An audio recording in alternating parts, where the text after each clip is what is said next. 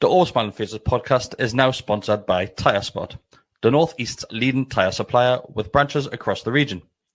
Tyre Spot don't just do tyres, they cover everything from servicing to wheel alignment. They can handle every aspect of your car's maintenance. For more information, visit tyrespot.co.uk. Enjoy the episode.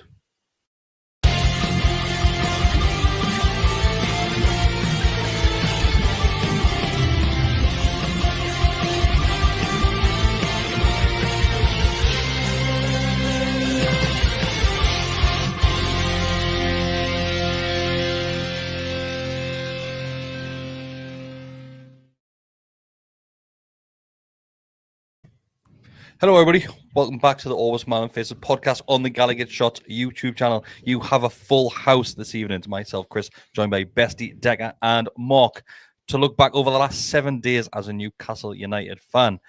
And in true, typical Newcastle United fashion, Mark, we see the best and some of the worst of Newcastle. Great result against PSV, and not so good yesterday against Aston Villa. And I'm being nice there, but I'll get into my feelings later on.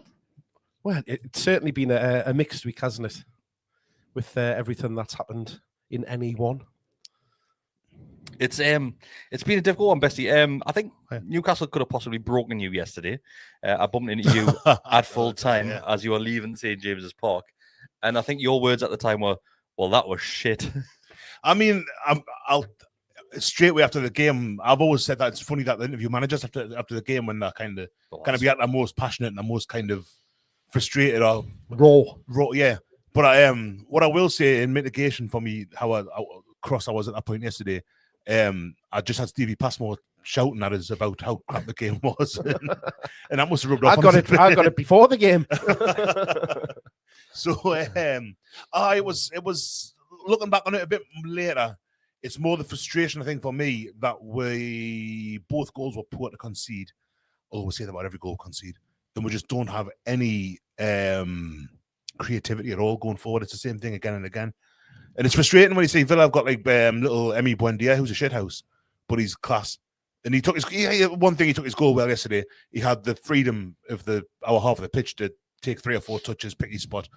And it was one of those ones where I think you two in particular, it was going away. We were right behind it. It was going away from me. You could see as soon as he hit it. As soon as he hit it, you knew it was in. Yeah. There's no defenders. I mean, Belling Botman who stands off him a bit.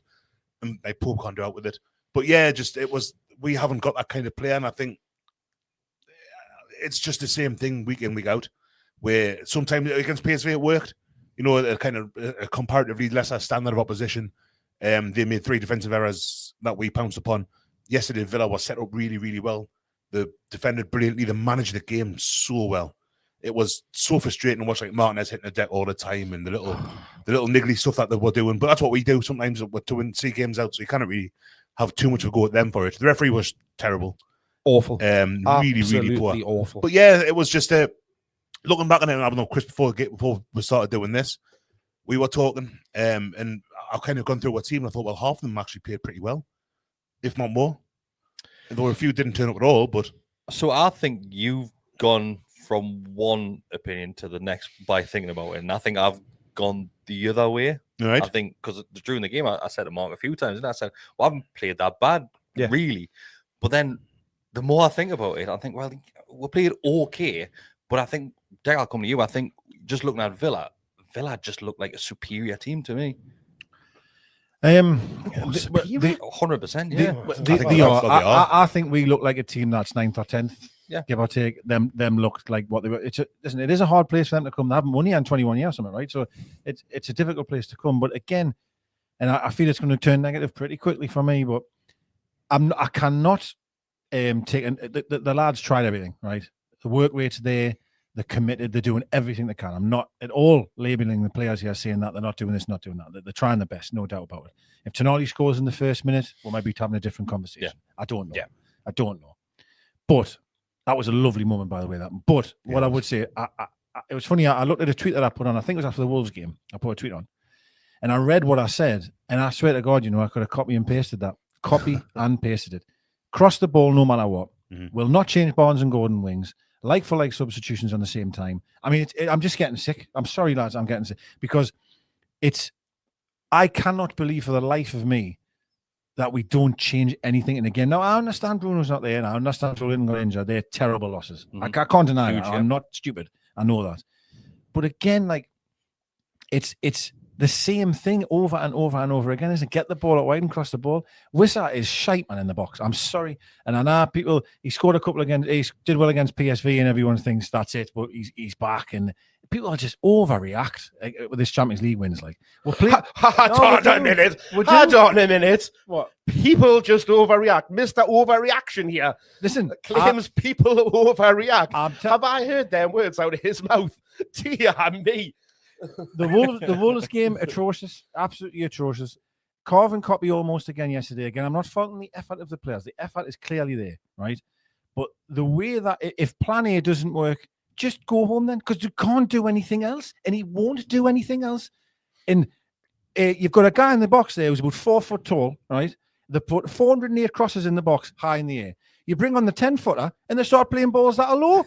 I mean, what's going on, man? It blew my mind. What is going on? I've titled this one "No Risk, No Result," and it's exactly what I mentioned on the match reaction, which we did. It was me, Nickel, and Dean did that straight after the game yesterday. So opinions were raw on that one, and I just think we must be the safest team in the Premier League because we just do the same sort of things every single game. Like you mentioned, Deka, it goes out to the wing, then it comes back, then it goes out to the other wing, then it comes back again. Then somebody will hide it in the box. There'll be nobody there on the end of it. Then what do we do again? Just do the same again. There's nobody willing to take a risk. And probably the only player is Bruno. And it stood out like a sore thumb that he was nowhere near that. I think Barnes on occasion, Barnes has a swings of foot at it. He had one that got deflected over the top yesterday. He does on occasion, but there was one point in the second half where we had the ball on the right-hand side, attacking the Leazers there. And it was it might have been Trippier, and it was 4 or 5 passes, but it was pass, come inside to Barnes, nothing, come inside to Tonali, nothing, come inside to Hall, come to Gordon, and it just passed right, like a big kind of semicircle around the edge of the box, and in the end, nothing came up. Was it Gordon? Because I mean, if he was still by that point. But I just looked at it and thinking, it's so frustrating, because sometimes it works. Like the PSV game, like, we made the mistakes, but we also made the mistakes by the pressing. Obviously, the first goal is Bruno closing the ball down to bad pass by the goalkeeper. Second one, Wissa's on his shoulder. He makes a mistake, and straight Wissa's in, squares it, Gordon scores. Was that first? Second one. Third one, the defender kind of half heads it, and Barnes picks it up, very similar to Tonali's goal chance at the weekend, where he picks it up, drops the shoulder, comes inside, puts it away. So the PSV game, and I will kind of reiterate, a lesser standard of opposition than Aston Villa, by the way. I've got to say though as well, it's two teams that come with a very approach to the game, because one can defend. PSV came to play football. They wanted to come in and get out and at least have a go of it. As soon as Villa went 1-0 up, their game plan was, and rightfully so, because they know that we'll struggle against it. They just sat back. Well, I think second half they did. I don't. I think first half the world. I thought they were the better. No. I'm saying once they scored. All right. As soon as they scored, that was it. Up until that point, it was very much an open game, very backwards and forwards. I think we had very, very good chances. Probably edged it at that point, because I think their goal comes completely against the run of play. Yeah, but Watkins should have scored when Chow messed up, which is 1-1, man. Pope made a great save. That was a good save by Pope. But Chow, no offense, but Martinez had made 3 great saves by that point as well. It's very, very. He much, made a great one back, after Tonali and and the Miley one. They're the two that I recall that were huge. Miley one was right at the end of the first half. Yeah, right. One where Wissa hits it straight at him. I can't recall him doing it. The Tonali save is amazing. You can't the wrong way. Yeah, I mean, it's a great save. At the time, I thought, well, he's got to score that. And then I've watched it again before this afternoon and stuff like that. It's a good save. But that Tonali chance is actually something I never see we really do. Real credit to Tonali, by the way. It's great feat to do what he did. What I will say is, I just don't normally see that. It's a bit of a shame that Tonali took on his left when Wissa was there ready to kind of have the goal his right. Tonali's earned the chance to have the shot. Yeah. You know, he's taken 2 or 3 blokes on. He's earned I'm not saying that he shouldn't have done it, but I wouldn't have minded if he'd overhit it a little bit and Wissa just, because Wissa puts it in the bottom corner there, I think. Yeah. On his right foot, square up the goal. I've got no problem. Wissa scores that one. Like, I just think that's not too convincing. I'm not sure I would have. I think watching that game yesterday, and it's not the first time this season where we're doing the same passages of play, but something which stands out, like something ridiculous, is we are always so slow to get to that second ball. Yeah. And we mentioned a couple of times, Mark, where yes, we'll get it in these positions, but what were Villa doing yesterday? So Martinez was getting the ball and just throwing it down our throats, straight down. Obviously, he was. But that was all. That was all they did. Yeah, but it was just a long ball into the corner. The dangerous from that though. But we were clearing it every single time. We were clearing it, and where does the next ball go to? None of our lads. Nobody's ready to anticipate absolutely where that ball's flooded midfield, and that I did find it a little bit strange that. And I know obviously Bruno being missing, you've got to change things in there, but we were almost playing with a flat 3 in midfield rather than having anybody that was, you know, kind of sitting as a 6, whether that be Miley or Bruno. Tonali. Neither of them did that. Sandro was playing in front of with defence most of it. Yeah, but they picks the ball up and sits they just, if anything, Miley was more right-sided, Tonali centre, and then Joe to the left. They weren't in a 1 and a 2, or even a 2 and a 1 that you might have expected having both Sandro and Miley in there. And I think that allowed them to pick up those loose balls and be able to flood us in midfield of having, or because you're almost inviting them on sitting in that shape, because you're not stopping an early ball with having somebody in front of them. It allows them to come on and squeeze you in, which was happening when they were getting football forward. But other than, as you say, them. The plan was, and it was exactly what they've done when we played them down at that place as well. They did it when we had Cher and Trippier playing the two right side of defence.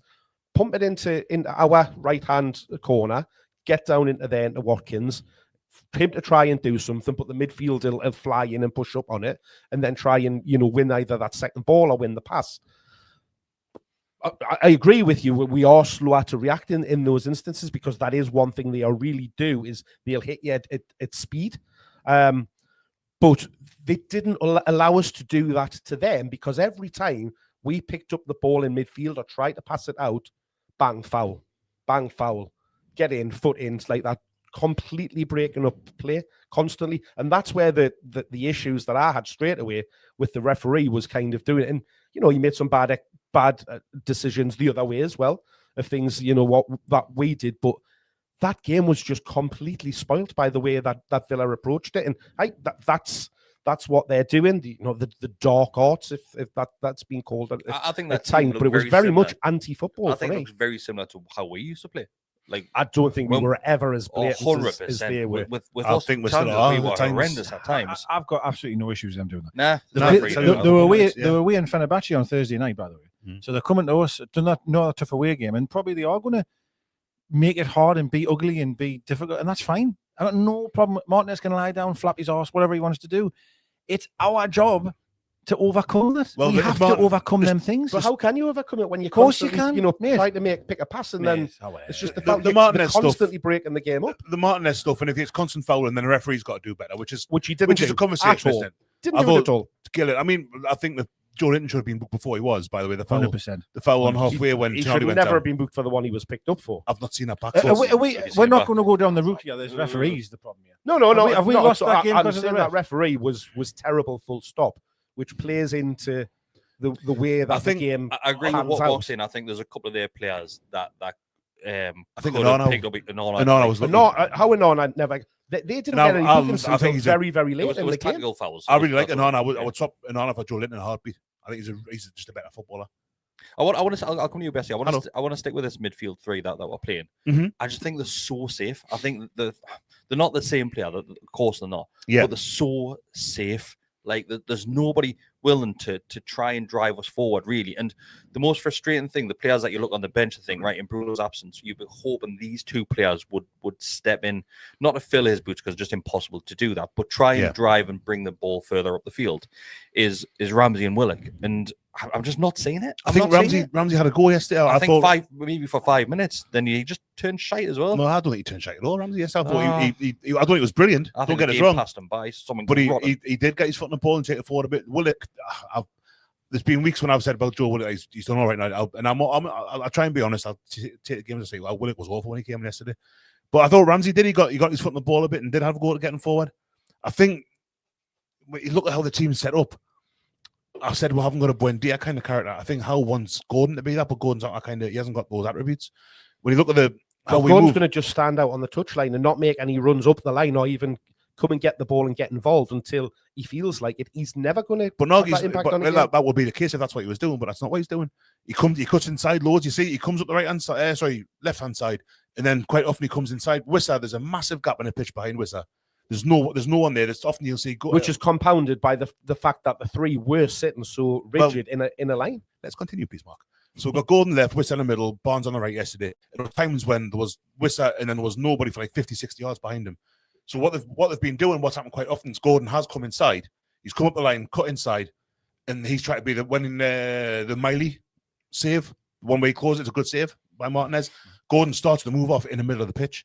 Comes to Gordon, he plays it to whomever, I forget who it was now, and then he goes out left, and eventually he gets a cross in, and Miley heads it, and Martinez saves it. So we are doing it. We are seeing players come inside and trying to affect the game in that way. It's not in Gordon to be what Buendia is, a low centre of gravity, like he's like a Shaqiri type of player almost, where he was like that, who would come inside and he'd kind of off the front men and hit a ball in the top corner from 25 yards. Gordon, bless him. I don't think we'll be able to shoot. We don't shoot. We don't. Like I say, it was Barnes. I seen the two Man United goals, and I seen the one them scored the Villa. Yeah. And the 3 goals I seen, I know it's a different game here, but I was like, I don't think we take a shot there. We would look for the pass out wide. But mine, I don't think we'd shoot. Barnes might we did have more shots in Villa yesterday. Apparently, maybe we did, but they were all blocked in the box. It'll be Barnes like that. I've heard that we didn't have a shot on target the second half. Now I can't recall one, so forgive us if I'm wrong. But apparently we didn't test the keeper the second half. I don't think we did. That's ridiculous. One that was deflected over. The one that Barnes. But that's also compounded by good defending and blocking the ball. It might be Mark, but there was one where Trippier puts the ball in and Barnes. Were you all right with that performance then? No, I'm not It's the saying referee's that, fault, and then we're you can look at those stats. Yeah. And say we haven't had a shot on target, but that doesn't mean so we might have had 20 shots. We didn't have a shot on target against Wolves away, bottom of the league, and then we'll play the second half at home and have no shot to go. It's a problem, like quite often. That's got to be an issue against PSV. We didn't have that many shots on target either. Like the 3 goals, there was a couple of saves, but other than that, for a 3-0 win the Champions League, we might have had 5 shots on target at most. We don't have a great many shots on target. The shots that we have tend to be kind of low expectancy, whatever it is. I will say another side here, and I always laugh at this moment, because a lot of people always say they need to have more shots, right? And there's loads of times where Shea, for example, will rev up and it can't out of the stand, and everyone, what are you shooting for? Well, lads, what do you want it? But all I'm trying to say is like, why is someone? And I'm with Kris all the way here, by the way, on this midfield 3. Because they aren't the same player. Miley is not Joe Linton, but my God Almighty, when they're on the ball, they all seem the same. Yeah, they're safe like that. They're all very safe. Miley was good yesterday, but he's just safe. Months, yes. And again, and this, honest to God, I was fuming when he went like for like up front. Fuming, honestly. Yeah. And I got criticised on Twitter because he's not like for like, because Voltamira's not the same as Wissa. I'm on about position. That's what I'm trying to say. It's the shape of the team, isn't it? Last week, someone tweeted me, having to read go out. You could argue it's never technically like for like, because when it comes on for Tarnley, not the same, when Elanga comes on for Barnes, Elanga goes to, so it's not like for like in that different profile. The profile is different. I'm the same as you. Different players. There's just no. Why not put someone in as number 10? Drop 2 in front of the back line in 4-2-3-1. Exactly. For instance, I'm not saying that's the answer, but he's not going to do it. We know he's not going. I know he's not. He's came out and said himself, it doesn't work. So he's not. So then, what we're going to do then? Just go out was great yesterday. The ref was shite. Them defended and didn't want to play football. Next try episode. Again next week. What's the point then? The problem is everyone knows that we're not going to change it. Yeah, I reckon Emery. In his notebook before game had what subs were coming on what minute. I reckon he would have got them right. Well, he done it. What subs can we do differently? Because keep we are stuck with the same players that we've got. We haven't got a different type of player that you can bring into the team, and that's why I was fully expecting to do something in the transfer window to be able to impact and make changes on what we can do. So if we don't have a player that's different to the rest of them, I will field in the summer then. The way that I look at the summer is that we have, well, you can say when you looked at the summer transfer window, that we'd strengthened and improved in areas and strengthened the squad, because it was more the depth. We bought an improvement in the existing positions that we had, because we all thought Elanga would be coming in and being a step up on Murphy. Mm-hmm. That then gives you 2 good right wingers. Agreed, yeah. Got 2 strikers in.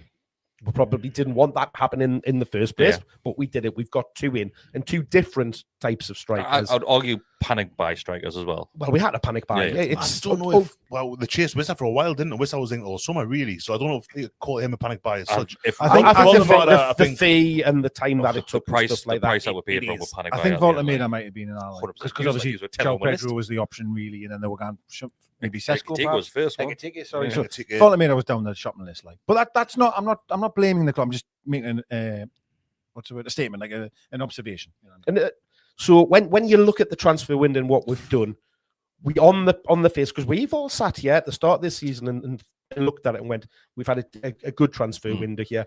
We've strengthened the squad. We've brought players in. I mean, you were giving it 7 out of 10 before we signed anyone, so Yeah, I know you did. You did. So That started plumbing. ultimately, it hasn't panned out that way because a couple of the players have struggled to settle in. Although Voltameda has scored goals, he's dropped off in the last few weeks. But we still didn't buy anybody different. And we've sat here probably for years saying that we needed somebody that can create something, somebody that's a bit more technical, a 10. That's not to say they're going to play every game, every week, but when you're looking at the bench and looking for something to be able to do something different, be able to make a change, we don't have that. We don't have that spark of genius and stuff. And I know you keep saying play Voltameda as a 10. He's not a 10. That's not a deck I thought you were going to say. Yes, that is not what I thought he was going to bring Maxi up. I did, honestly. No. He's not a 10. It's all right saying play him as a 10, but he's not one. So I'm not necessarily saying campaign him to be a 10. You're 1-0 down again, right? Just why not go 2 up top?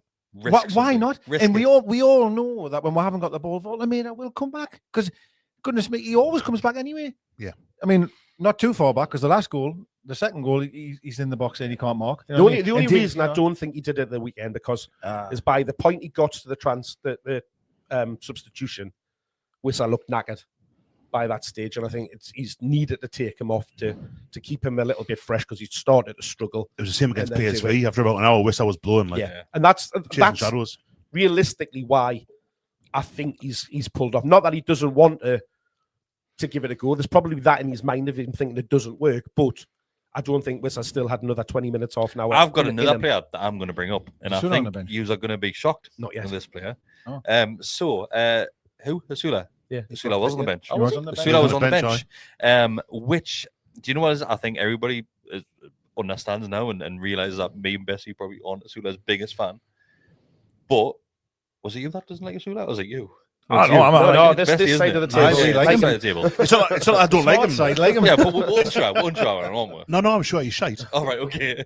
Well, I'm going to say, right, why, like, you're bringing Willock on. You know you're not going to get fuck all from Willock. Nothing.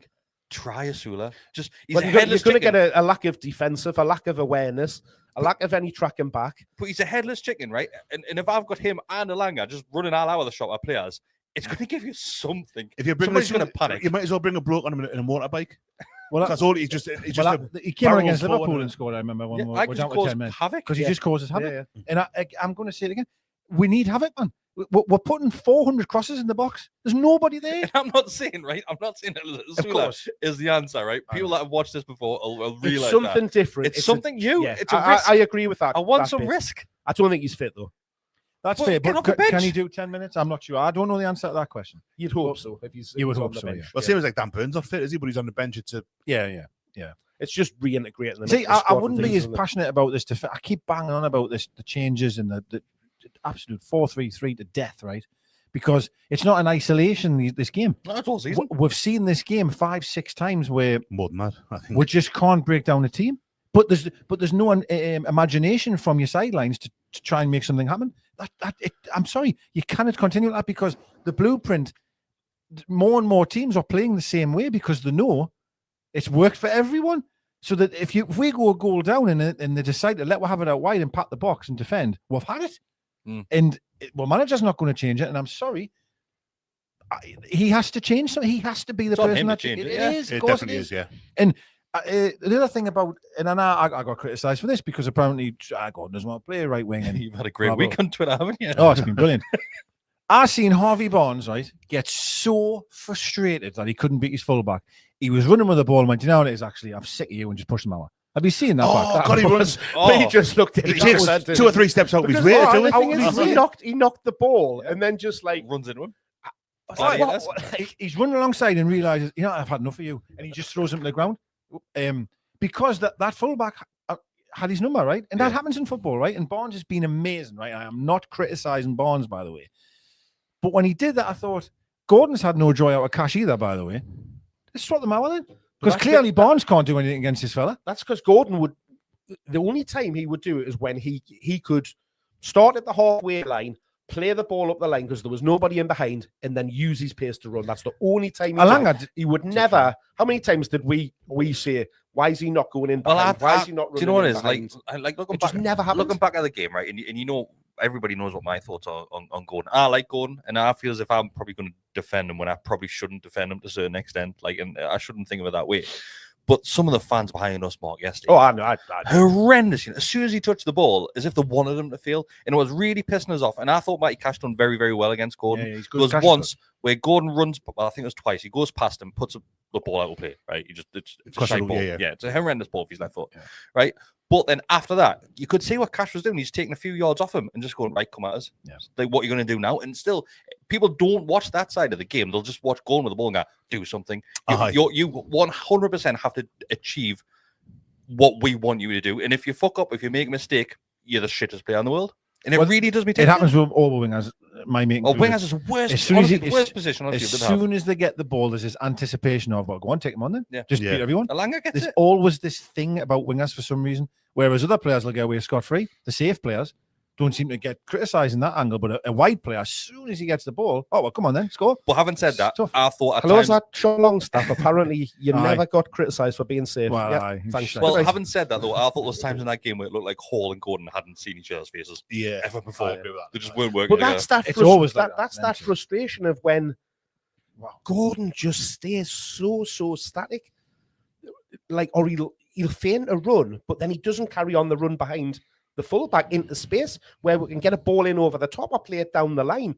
He'll feint to do it, and then he'll come short to the defender, and then that's when you as a fullback, I'm loving that because I'm not having to turn around and be chasing somebody that's fast as out to try and get back and put a tackle in. I've got him face to face with me. I'm much more comfortable doing that than having to chase him down the line. Marty sends in a great comment as well, saying, why won't Gordon give the ball to Hall on the overlap instead of using him as a decoy and cutting inside? He does do that quite a lot. Constantly. Yeah, and that's because he wants to come in on his right hand side and then inevitably just pass it across the face of the arguably, those balls that Gordon puts in, because he does get himself in a decent position where he cuts inside and he tries that dink ball towards the back post.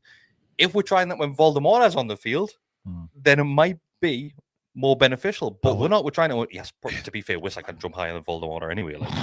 Wiss is not that bad. He's surprisingly good in the air for a little fella. He gets him height, like But when Wiss hit the crossbar, was it last weekend or against PSV? Maybe I forget which game it was. That was a Gordon cross. The mighty header that was saved. That's a Gordon cross. So he's putting the ball in. The same as we're getting. There's so many crosses going in, man.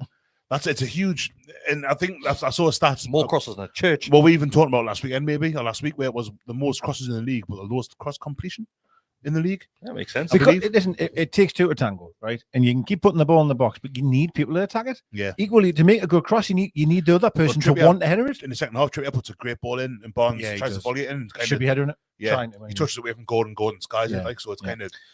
Out of all the crosses, and I'm probably wrong when I say this, but out of all of the crosses, certainly in that half, that was the only one I thought that actually nearly led to a goal. Probably could have put a good that pass, by the way, from Miley was tremendous to Trippier, by the way. But it's so frustrating. I thought Alanga did canny when he come on, if I'm being honest. I'll say it to Kris. That bit where I know. He's trademark now. I was talking to Kris before you got here. Watching their there was one point right at the very end of the game where he lifts the ball over someone, then lifts it over somebody else, and under hits a pass. So if you wouldn't, nice try, and there's some lads next to me. What are you applauding that for? Right? Yeah. He's trying to do something. I know. He should have done better with a pass. But we mentioned this at full time, didn't we, Bestie? Where Alanga was getting annoyed with the players around him because he was hopping he mad. was running triangles, closing the ball down, and nobody else was moving. Willock was right in midfield, and he wasn't. He only just came on. There was one where Willock right at the end, where Alanga's right on the shoulder, last man ready to go, and Willock sees him and gives it Trippier instead. And Elanga was, I think it was that one where he's basically hitting the ground. Like Because we go back to we're being safe and not taking a risk. I mean, we're 2-0 down at that point. I can't see that. It's so frustrating, like it is. But there was another one where that may be with it again, actually, where he's made the run, then he's offside. And because we held on the ball too long and haven't put the same as I've mentioned that week, well, Sissoko and Cisse, where Cisse would make the run and Sissoko would like look at him and go, oh, there he is, and then have another touch, then pass it and he's offside. Yeah. It happened yesterday with Elanga went, and he was on the shoulder, and the ball goes when it should do. He's through. Yeah, Instead, it's an extra touch and he's offside. And Elanga has dies. all of the movement off the ball, which Gordon doesn't have that Mark saying. Whereas I find Gordon quite lazy off the ball in regards to trying to find space. Yeah. Whereas Elanga never stops, you know. If you watch him, honestly, to be fair to the lad, he's always trying to run in behind or coming short and then spinning, or he does that lovely run where like he bends his run. Almost would be he's trying to get in behind into that space, split the defenders. Yeah, and if he was through, he'd almost be like in a centre forward position. He's not actually running from the wing, if that makes any sense. And I credit him for that. And listen, I'm not saying he's the answer either. I'm not saying. And that's where you want somebody that can have the ball in midfield, which and has got the sight to play a ball through. We lack somebody with a forward pass. We're very good at going side to side, side to side. That's why we've got great pass completion stats, great ball retention, but those key killer passes, we're missing a player and have been for a long, long time that can do that. Well, I think that heat map with the successful, all passes in that first half against Wolves, which we mentioned last week, just proves that point as well. Yeah. We just won't put the ball into the box on the ground. Yes, we'll chuck it in. Yeah, it's there is a bit that we haven't really got anybody that can strike a ball either, other than probably Barnes, because we know he didn't. But again, because of the position that he's playing, he's got to cut inside and do it. Gordon, when he fancies it, will do the same from that side. But in your midfield, Bruno's shooting's weak as piss. Sandro really hasn't shown that he's got a good peg on him. He kind of has at times, Sandro, and then he hasn't scored this season. Yeah, he hit it. I'm sure he scored a screamer, a really good hit. He had a cracker with his left foot that hit both posts, or certainly one post that should have went in not long ago. This is. So I think he can hit them, but I don't feel he gets, when he gets into the area to take a shot, he normally looks for the pass sideways. I honestly wide. think that they're being told not to. Well, I agree with you completely. I think it's like one of the criticisms of Wenger's Arsenal 20 years ago when they try and walk it in. Yeah, I think we've got a little bit of that. Yeah. Not walking, but we're trying to get it goes back to what Kris instead. is saying about risk and like retention and keeping the balls more important. And do you know what I mean? Rather than having a dig. And there is also an element of you've got 8 players in front of you, so you haven't got a clear shot on target. Because I mean, if you know how much I hate that when the crowd, as soon as the ball comes out the edge of the box, It does everybody's tits. What do you want him to do? He cannot shoot because he hasn't got a sight on goal. So there is an element of that, but you do just think like their goal one day the pass was they had people in the middle. You're on about flooding midfield. Their wide players were coming inside to midfield, which were outnumbering it. It was a great tactic at times when they were doing it. And in that one moment, Tonali, bless him's on his own, and there's 3 of them around him, and they just pass it around him. But it's quick and it's precise passing. It's one touch, which then gives it. And I understand people having to go like Spotman maybe could have come out. I get we could have closed him down. But if you just look at that little passage of play to get that space, it's everything we want. It's important to say as well, like Villa are really, really good this season. Yeah, like, they're excellent. Great and looking at the form table, we're top of it. True enough, yeah. True enough. I know. Kind of to contextualize, and I know we had a lot of home games. You know, we'll play it against. Come on, which teams we had on there as well, Besty? Like some lower league. If we visit that in a couple of weeks' time, really, just accept that we're top of the. That's 5 games. A negative reason to it. Right. Look at this form on in 5 games' time. No, I agree, but very different. Now, me and Kris are normally, I'm always that side, you know, of like someone will say, well, true, we could have went 4th if we beat Villa or anything. So it's all good, and it's all right. Listen, I know I get aggressive and angry in that. And I'm normally always the one that go, yeah, but what can I do this and what can I do that? And 9 times out of 10, I do come back here and we'll have actually won them 3 or 4 games. Yeah. To be fair, it's incredibly tough going forward. I don't think this next run is going to be. It's not going to be a nice. And that's why I looked at that game thinking, what really needs something here, like. I just felt this the last home game for a long time because our next 7 games, 6 of them are away from home. Yeah. Next home game is Brentford in a fortnight, which is fair because we've been home 100 times in a row. It felt like Brentford in a fortnight. Have a break, though, and then the 20th of February. Next home game after that. So I'm missing Brentford. I'm away down. I wanted to go back to Mark's point about recruitment, and you were saying that we've always said that we needed a more creative person. Do you think that decision is because is that what Howe wants? Then Howe doesn't want to buy that type of player. I think partly we're buying players that fit in the system that we have at the moment. We don't really have a maverick though, do we? Is that because it's harder to coach a Maverick? Maybe it is. I mean, we had I obviously think it's Maxman hard. was. It's Matthew also was the harder first one out the door, like, to integrate a Maverick into. There's not many teams have got a Maverick. I mean, even I mean, as much as I hate him, like Bruno Fernandes at Man United, he is a brilliant 10 in that kind of role because he'll pick the ball in midfield, he's driving, he's got that pass on him, he's got that ability. It doesn't need to be a Maverick necessarily, just needs someone with that level of quality. Bruno Fernandes, I mentioned earlier, Madison when he's fit, I think he fits that bill as well. I thought Brennan Johnson was going to when he first went to Spurs, and he's gone to shit, hasn't he? But there's not a great many, like really, you think at the top end of the Premier League.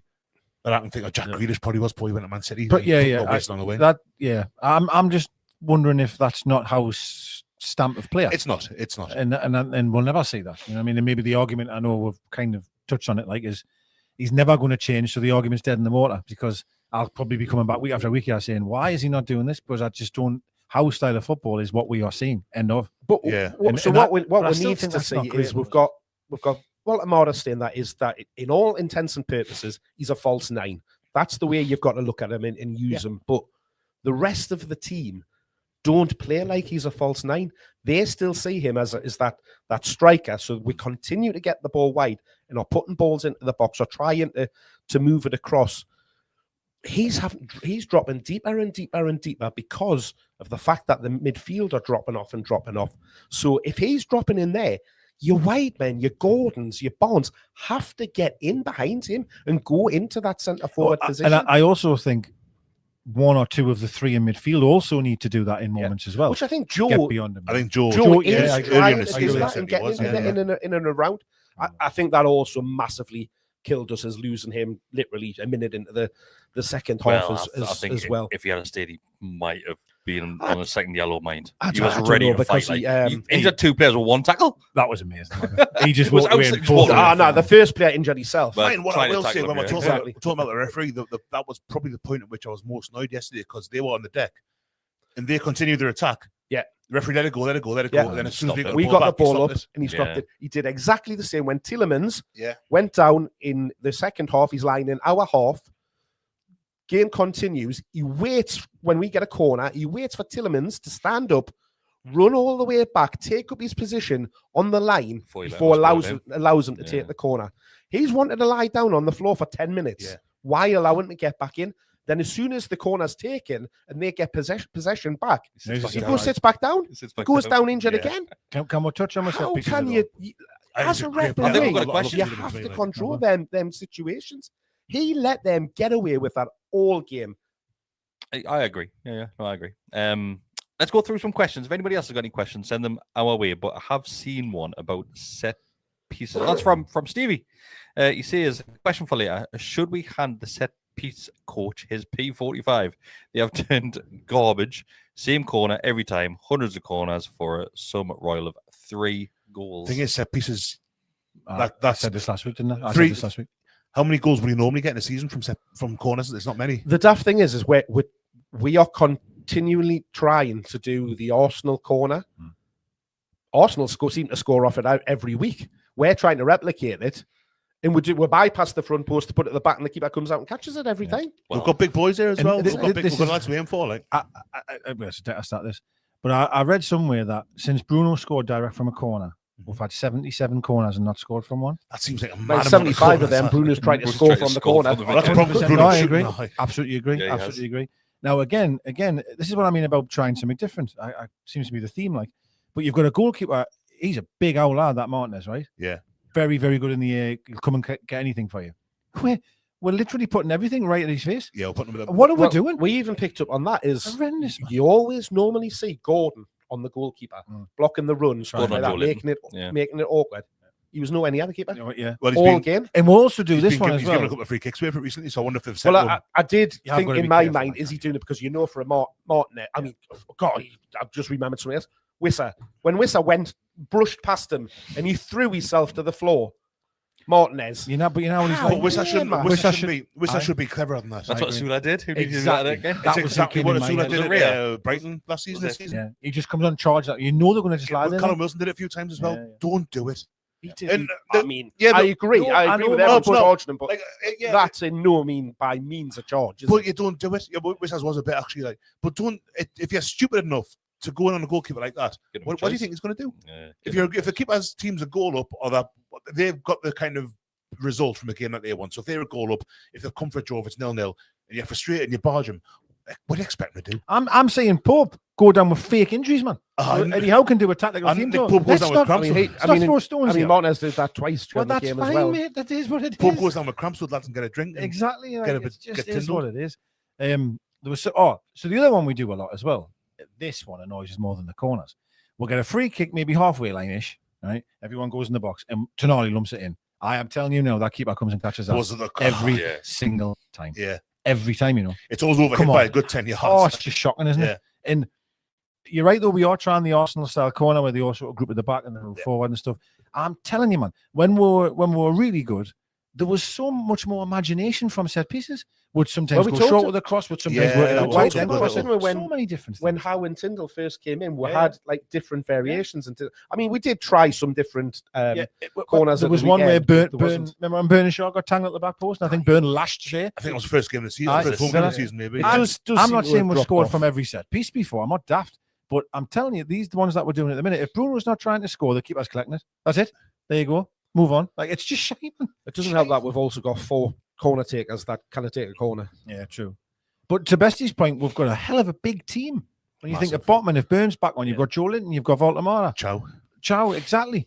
Big boys, big boys. Joe big lads, man. Where's that when he jumps?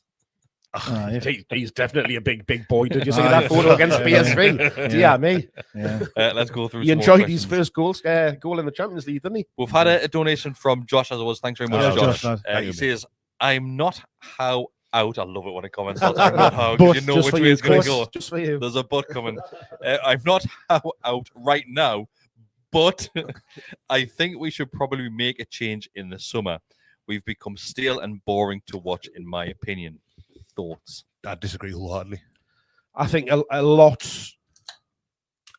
I know. It depends on what happens between now and then. I think there's a few little factors in play in there because Tuchel's due to finish his England thing at the World Cup. If that becomes available, Man U might be available in the summer. Well, Carrick started really well there. There's a few little jobs there that you might. Thomas Frank might leave Tottenham in the meantime. You'd expect to probably replace him, but if there might be the chance for him to have his head turned in the summer, so we'll see. I wouldn't want him to go. I agree that will have become very predictable.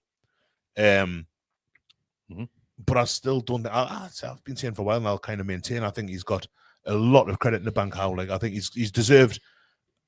I've said the chance to turn it around with a form team in the Premier League. So to that, I know we haven't played.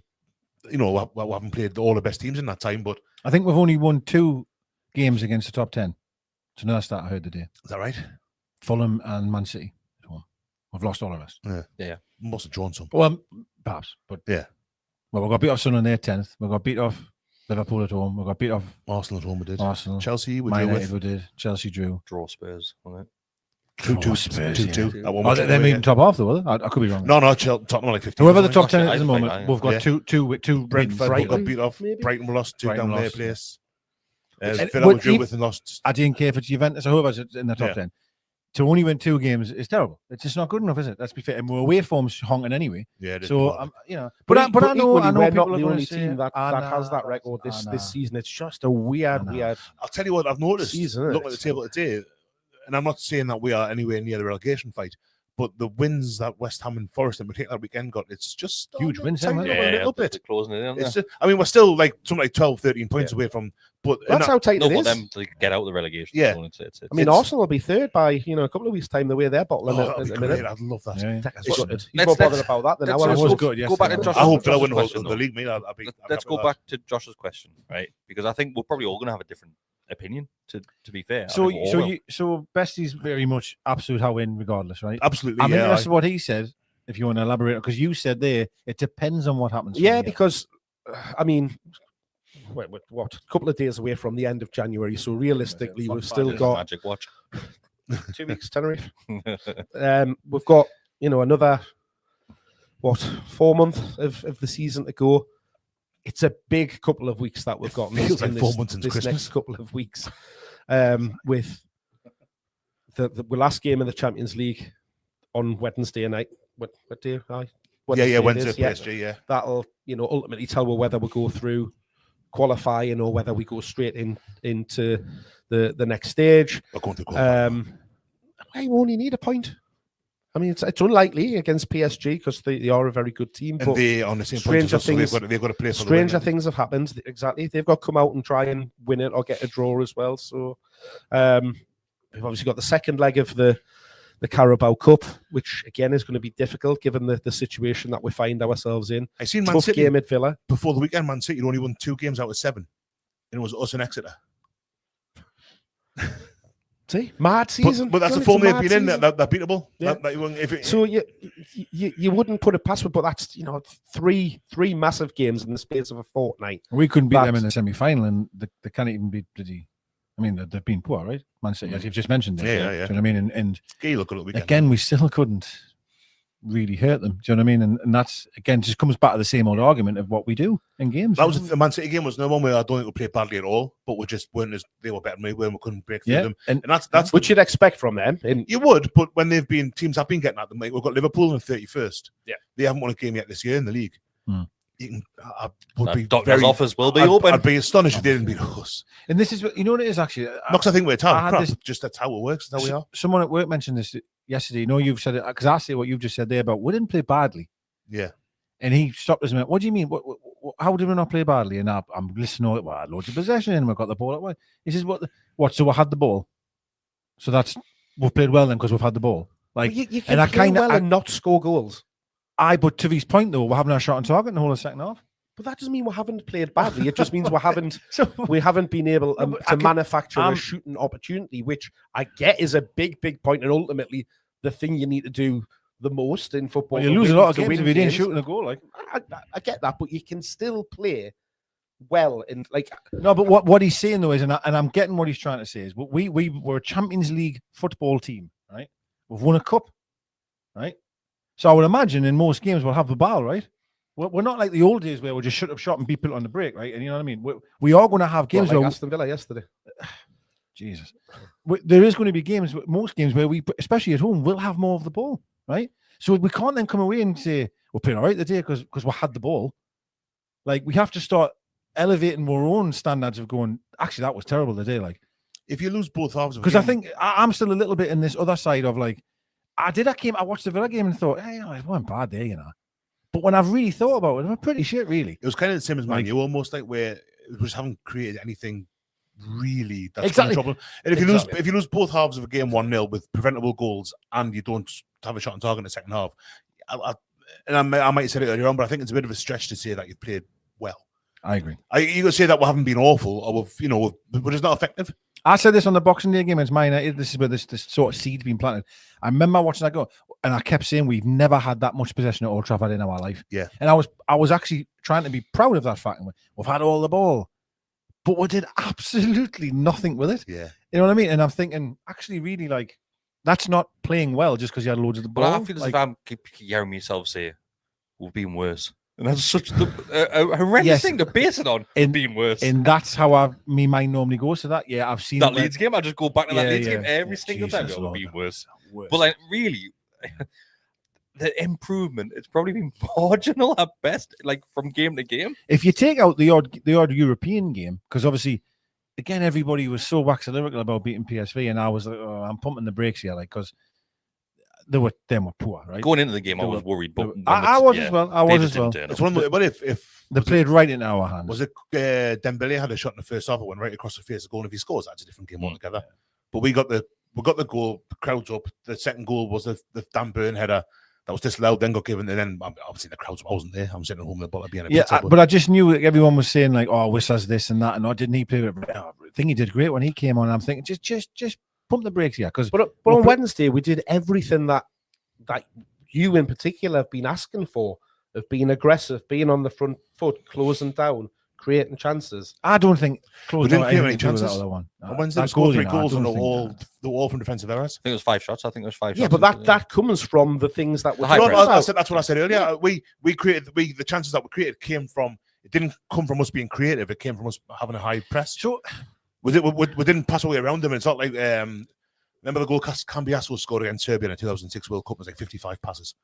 In the end, he taps it in. Or Jack Wilshere against Norwich when it's like pass. That was a lovely All goal. one was wonderful football. We're not doing that. But What we're doing is they're generational goals, not something that you see every week. No, I'm with you there. But that goal against PSV, are you labelling that to really good pressing?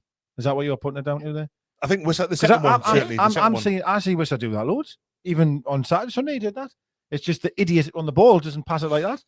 He finds the shirt, and that's the difference. But in fine margins, he's an idiot. By doing that, you get, whether you get that stroke of luck if the defender fumbling over the ball as opposed to something that when you've got Wissa pressing the way he does, puts a willies up the defender.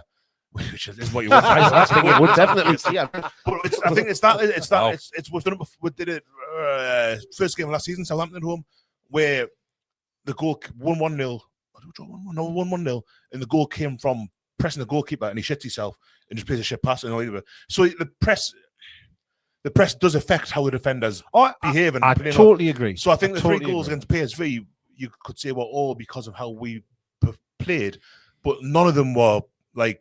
And that doesn't need to be a generational goal.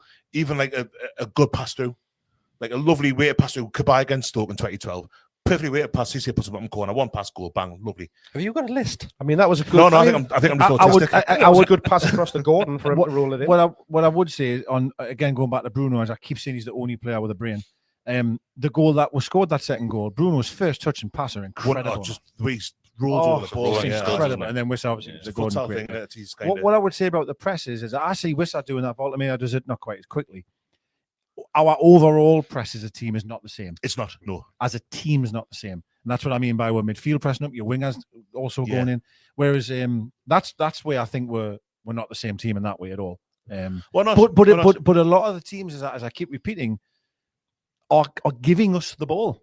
Mm-hmm. We don't have to press them because they haven't got it. Because we don't have those magical moments or the technical ability or your sideline possesses to make a change and be more risky.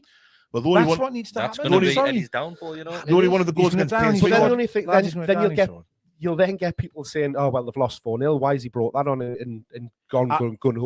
I don't believe you lose the game 4-0 if he puts two up front on Sunday. I just don't believe it. Now, if it happens, hit us. But I don't believe it. Especially if they're playing a low block because they're not going to come out. They then change the way that they play. They won't sit in as deep because you're then creating more space in because you're taking out three in midfield to just leave two in there if you're going to continue with your two wide men.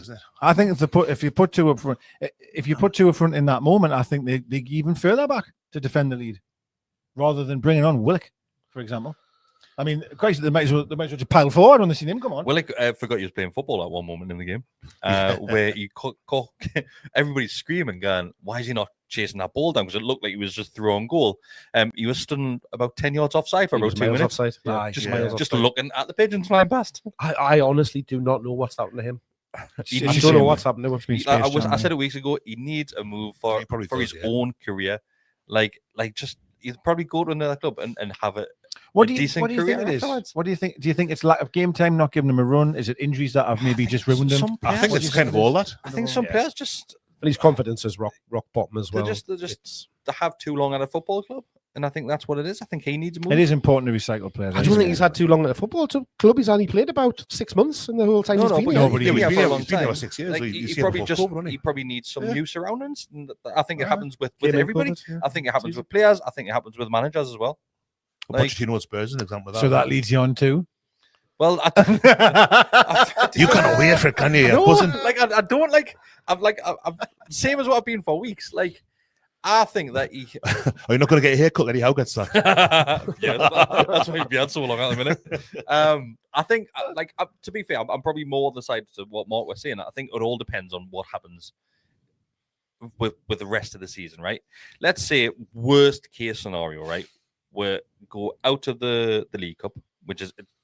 Likely, yes. It's you've got 2-0 deficit against Manchester City. It's going to be tough, and if we overcome that hurdle, then we've done amazing to overcome massive that. Achievement. Of course, it is.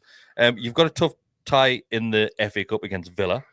Villa away from home, which we've got a kind of record against Villa though. Not away we from normally battle out there. I think Bessie was joking anyway. Well, no, I was We had a very- fantastic one at home, very tongue but in the cheek. Bruno voodoo Champions trumped League that. is up in the air at the moment because we don't know that. Yes, we're going to qualify, but to We're, what we're definitely Of course going we into are. the knockout. but we don't know what the stages, next aren't the next stage is. We just don't know. We could really do without the playoff games, like, but I think we'll probably end up in them as well. Premier League, that's the crucial one for me. If you do not finish in a European spot, he's gone for me. Like, I don't think we will. Like, I don't think we will. Not from what I'm seeing, yes, I'm seeing moments in games, and yes, we're getting some results in certain parts of the season, things like that. And we're still there amongst it. Like, of course, we're still competing to that extent. But I just don't know how sustainable that is. We're relying on everybody else doing exactly the same as what we are, and not capitalizing on our weakness as well. Like, we can't capitalize. How many times we sat here this season and said, well, we're only 3 points off this place, we're only 4 points off this place, and we never get that next win to put we're in that position. We're always just outside of it. Then every other team above we then fails to capitalize on that to open up that gap. That gap just stays there and just keeps on moving as the season just passes by. Consistency is a massive thing this season for us and for the league. That is why it's so tight. Like, when you looked at the fixtures that happened this weekend, you think, God, they've all gone really, really well. We could take advantage of that. Obviously, it didn't turn out that way. Like Besty was saying, we could have finished the weekend sitting fourth in the table, and we'd all be sitting here smiles, thinking, God, isn't it wonderful? But it is frustrating at the moment because it just doesn't seem to be clicking. And if we had a win and went fourth, I still think that would have been papering over the cracks how I would have felt. I would have been thrilled, mind you. Would have been thrilled. Well, but I still would have felt like it's papering over the position. I think that's what that Man City game did. I can't remember. I can't remember a game this season, home or away, aside from maybe USG in the Champions League. Again, mitigation, the fact that they are like not a good side. Everton away, yeah, that'll be one. We have thought we were really good all the way through that. Yeah, they're getting pumped. Well, it's 1-0, but my God, Leeds are pumping them here. These are good. But there's not been a game where Everton away. I didn't watch because I was getting rained on at Newcastle Christmas market. But yeah, other than that, there's not been a one where I've kind of come away from thinking, God, we were great there all the way through. The first half against Chelsea were brilliant. Second half there was the same things, dead easy to play through, etc. Leverkusen, I thought the first half hour, maybe the second half, were brilliant again. Just got about them fast, zip. Everything that was said tonight that we haven't been doing, we did. We're excellent. We created chances. We're getting through them and all that.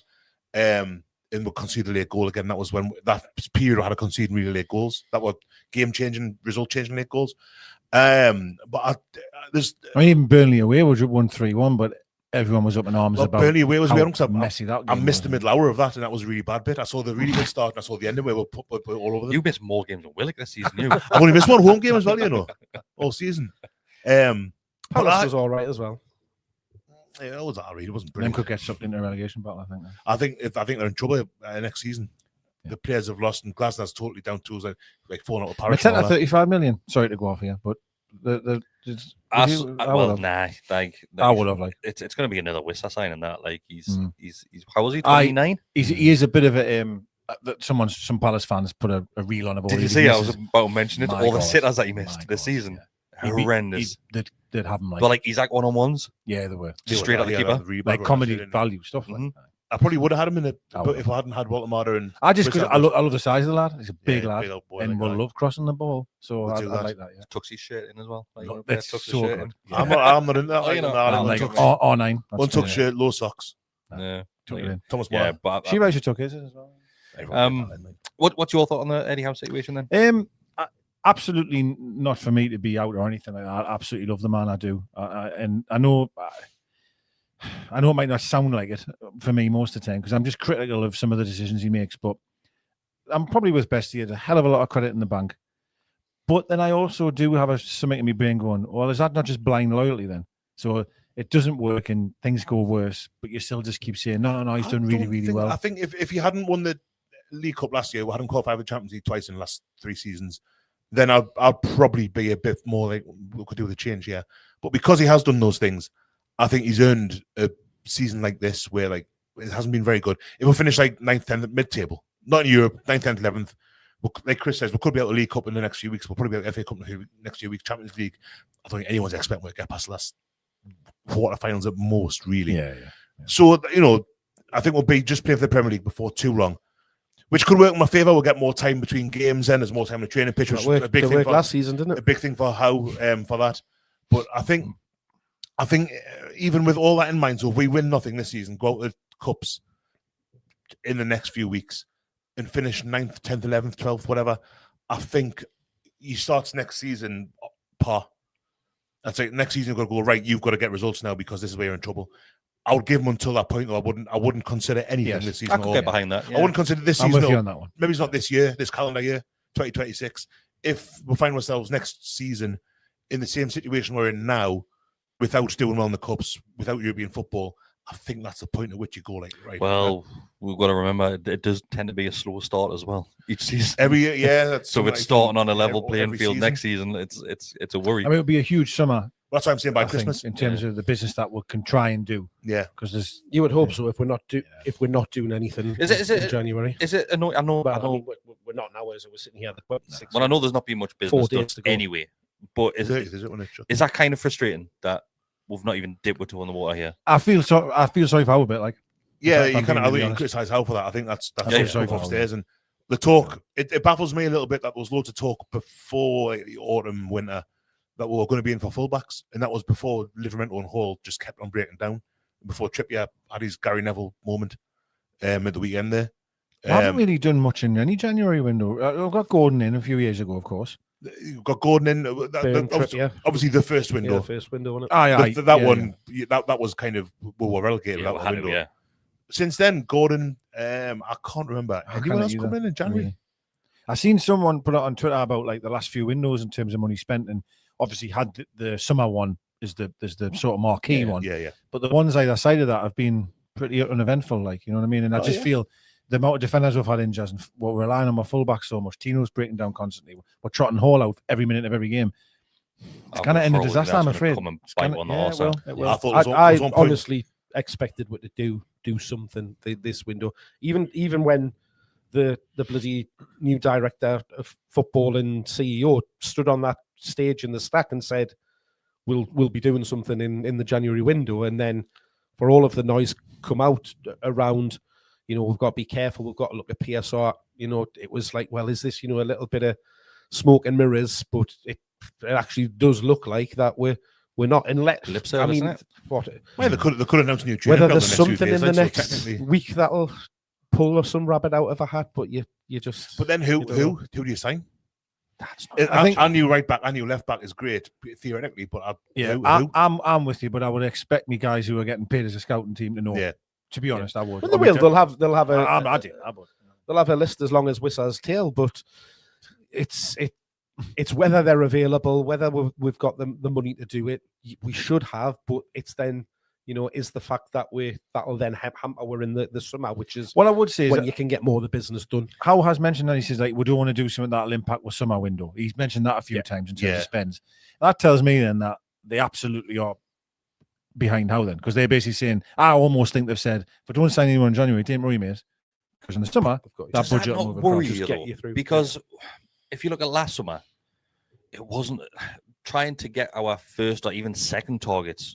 We fell almost. Like, well, we have to learn from that. Hurdle, we have to learn from that. Well, we mightn't have that issue though if we're not getting to a cup final, if we're not qualifying for Europe, then we're not going to be aiming for those top level, you know, A star players. Not only are we not going to be looking for those players, we're probably going to lose some of them. Exactly. Yeah. I think Livermore and some form of European football. It's huge. I think the thing is, PSR changes in the summer as well. It ceases to be. It's just 75% of your. No, we would still be. So that means we might not be next season, but we've obviously got the Champions League rules to adhere to, which are even more constructive. Stringent, yeah. But that means that the ESAC money that we got last summer doesn't exist anymore in PSR terms or whatever it's called now. But you know what it is. There's some really good players out there that might not be classed as marquee, like. You know, you go back to like when we're saying Bruno, we're saying Bottom, you saying Chow for 40 million. There's loads of players out there, man, that aren't household names, but they can do a job in this league. We see them in every other club, to be quite honest. Like, there's players out there. True, definitely. that is true, yeah. You don't have to be looking at the finished article. I think a great point. I hate to say this, but you just look down the road at the Mackhams. They've spent very, very well in the summer. Oh, no doubt about it, yeah. And we're talking no disrespect, but almost bargain basement for some of their work. You know what I mean? We're still punching every player we buy can be 30, 40 million quid. That's the stamp of players we're buying. I mean, you think the amount of money Howe has spent overall, and I know people might turn and go, "You're getting it now for 40 million." I actually disagree. I think you can. I really do. If you look at Chow, for example, you know, even though he has a touch of the tightest brambles now and again, like with mistakes, but he's brilliant. He's absolutely brilliant. So there's definitely players out there. So we shouldn't be so looking at negatively. Do you know what I mean? Like saying because you can't get the marquee guys. I don't think they necessarily need them. This is why you need a great scouting team. Yeah, 100%. But I just think it's. To Mark's point, way back ages ago, it's what kind of profile of player you want. And I would love to see more game-changing type of players, someone that can be different. But I'm not sure that that's who we want. Let's go through a couple more questions quickly. This one is from Tino's Fur Coat, which is about a transfer window as well. He says, "What would you rate the transfer window out of 10?" 7 for Mark. This is worse than the infamous Spurs one with the Bale money. I think he's probably referring to the summer transfer window. Yeah. We signed Tino in January, didn't we? I always remember that. That was good.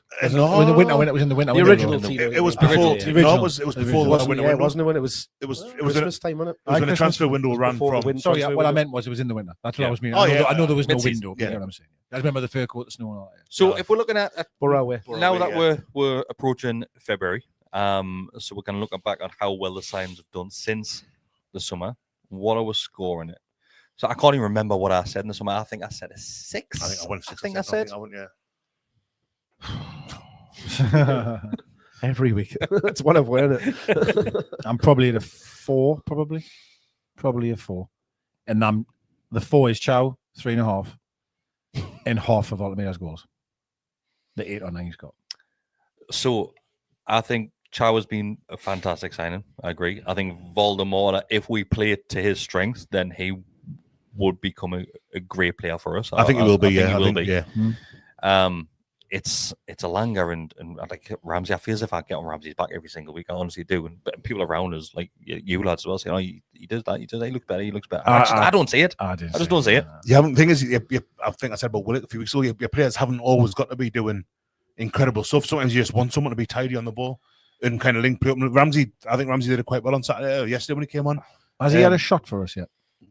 He tried to hurl trouble. I don't think he was terrible, but I think the game just passed him by. Yeah, that's the way that's what I see. I looked at it. So I'll see a 4. I'll drop down 2. I'll see a 4. Yeah, from a 6 to a 4. What were you going? It's pretty good higher. No, 7. So you were a 7. I'd probably say a 6 at the minute. I think Chow has been fantastic. Walter Maid has been probably, I wouldn't say fantastic, but he's been good. Like, you cannot take away his goals that he's got for us. That what he's given us in that respect is priceless. In that respect, has had a sticky patch last. He has the last few months. Yeah. Like, he has scored 12 or something. But again, he's played a hell of a lot of games without any real break, and then see Wissas came in the last probably month and has taken a little bit of that off his shoulders. Wissa, I struggle to rate it at the minute because for that very reason, he hasn't played a lot, and I think that is then impacts on his performances because one game you look great and full of life and everything like that, and then there's other moments where you'll get a half a chance and he just doesn't take it, or it's difficult coming in and out of a game. There's one at the weekend. It doesn't help when we're absolutely braying the ball into him and expecting him to. But that's what you control it with his get cock. It. Yeah, you've got to control football. Even if it's brayed at you, you've got to be able to. There was one at the weekend where the ball wasn't brayed at him. It came at him firm, but it wasn't brayed at him. In a footballer of any kind of level of professional, even Sunder controls it, and he touches it, and it's 20 yards back towards our goal. I hate to say it, but I'm going to say, and I've tried not to say it because it doesn't look like I'm on people's backs. Like, I'm worried about both of them. I'm not sure either of them. Yeah, I am. Honestly, I am. I don't see it, if I'm honest. And that's because we're not playing to either of them's strengths. But how ain't Gunny then? We already know this. You've already said this argument 10 minutes ago. I think it's not going to change. But there's the element of the players that are on the pitch that needs to change what they're doing. Even when Voltamina was scoring, the poor lad wasn't particularly having a great game. I didn't feel he was taking his wild joke. He had 8 shots on goal and 8 goals. Something like that. Like it was. Yeah, He's he never had a going great to start. sustain that, man. But Like- for Waldemar is a funny one because it was this time last year he hadn't done anything at all for anybody really. He wasn't even getting a game for Stuttgart, and then he had an unbelievable 6 months. The stuff for the whatever the World Cup thing was he was at in the summer, or the tournament with Germany, and that's when we signed him. So There's things he can do off the field in terms of for next season, of course, maybe bulking up, etc. What I'm finding more and more now is when he was scoring early on, he was new to the league. I don't really think the defenders knew anything about him. Now I just feel that they're incredibly physical against him, and he can't handle it. I think he will. I And think we also don't he's play also to his got strength. 2 or 3 people on him all the I'm time. with you. I'm right there with you. he has, but he's got to deal with that. He has to deal with so it. he's got to learn. And I think he will. I think he's got enough about him. I that- think it'll come. I think it's that old one of kind of. It's a funny one because I was going to say the preseason he'll be at the World Cup in the summer. Yeah. In America, so that kind of robs you of a little bit of a preseason as well. Which is why I think that there's even like we say we're going in the summer. I think we're going to make some signs in the summer. I think it'll be even harder because of the World Cup. Yeah, the World Cup never helps you. That also Never ever helps spices the up and tournament. Gets people kind of see. But I think, I mean, I've not done my rating yet. Like I think Chow's probably an 8 or a 9. Yeah. I'd like him to fall over a bit less often. Leading the goals. That's happened a Well, couple of times. just quickly going back to yesterday, we were talking about Botman, and I think he had probably one of his best games It was and in his outstanding. worst moments It's outstanding. in that game because he get himself out of trouble, but a lot of it was of his own doing. There was one where he But does he really was well, and he brilliant. kind of backheels it back into the centre of the Aye. pitch. Like, But he'd then recover from it and thought- then carry the ball out I and thought stuff Botman like was that. It's like, excellent against PSV as well. Yeah. I think it was a kind of game. Botman's had a Yeah, good week. yeah. Oh, Yeah, we very good. said, I think him. I think we've said about PSV not being the same standard as like a Premier League team and all that, which I think is correct, even though they've had an unbelievable record. Everyone got a hard on when we beat home. Benfica, mate, when Mourinho rocked up and Yeah. we beat them 3-0. Everyone's like, this is it. Yeah. That Champions League, you take out the top 10 maybe, the rest of them wouldn't get in the top half of the Premier League. I was really excited when we beat I Head by don't know Wolves. about that, Mate, man, PSV on. Do you think PSV will be ahead of us in the league? Do you think they'll be ahead of 9th? It's weird because they beat Liverpool 4-1, didn't they? Exactly. It's But in a one-off game, it's moments in in a one-off one-off game, games. Exactly. I think, and I don't think PSV aren't. They might not be in the Premier League at all if they were in the English leagues. They I don't think absolutely Benfica. would. I don't That think is- Benfica would be. That is Benfica are scandalous. to terrible, man. suggest I don't think it's scandalous. I thought they pressed really well, but They we did, dealt with, they we did. dealt with it well. We played around it well. Botman in particular, but I think that's kind of. Remember the championship season? That was the making of Colaccini, Gutierrez, Jose Enrique. We got pumped, got relegated under Keegan, whoever it was, Keegan, Shearer, Dowie, Kinnear, Houghton, every man. No, just blame Dowie. And then we got relegated. And that championship season was the making of Carroll, Lovenkrands, Kevin Nolan, and he was Premier League player before that and all that. Ryan Taylor. I think that PSV game had a little bit of that for Botman because he's struggled a bit, obviously with injuries and stuff like that. And against a comparatively lesser opponent, he was able to get a bit more confidence back and play the ball. I think he played well on the weekend as well. A few mistakes notwithstanding. But like the rate of the transfer window's hard. It's Botman at the Botman. I think Chow's an 8 probably. Ramsey, I would say, is probably a 5 or a 6. Wissa, I mean, You think Ramsey's what, sorry? a 5 or a 6. Wow. Wissa, I'm going to say at this moment in time, a 3, possibly. I think he's good I enough. think that's harsh. I don't think it is all. I think it's generous. I think He has been garbage. I'm sorry. Like I agree with Bessie. he has scored a couple of goals, but I Even think the one he scored, he he- pumped it into the ground first. but I think It's he's a not even 3. clean strike. That's not to say at the end of the They season. still count. I know that, but Yeah, well, we're back. We're Oh, back to bloody idiots. Defensive headers are back now. No, we're back to bloody idiots. Oh, Gordon still hasn't scored from open play. No, Oh but well, it doesn't count when he scored them because it was in the Champions League. if I'm doing How if weird, I'm doing man. ratings, I'm saying Get your Wissa. rating out. I'm Get saying your rating out. I'm fucking trying. Wissa, I've been trying for 20 minutes. Wissa's probably a 3. I think by the end of the season he'll be closer to a 6 or 7. really, I've got faith in Wissa. Oh, fuck, Chris Patton, man. Voldemort I would have is probably a 5 or a 6. I think that's probably where he's going to be for the season. so can I just say that you've said Five or a you've said Ramsey's 5 or 6, and Voldemort. Volodymyr's 5 or 6. Surely. I'll There end was this a massive- stream. If massive you big stick difference with giving between the two of Voldemort them. a 5 and giving Ramsey a 5, I'm ending the stream right No, now. hang on, you're right. Fuck Yeah, me. you're right. Exactly. I'll drop Ramsey down to 4 in that case. Yeah, Voldemort, I'll probably say 6. I think Voldemort stays at a 6 all season. Then next season probably 7. kicks on. Hope so. Wissa, I think gets better this season. Ramsey, I think gets better this season.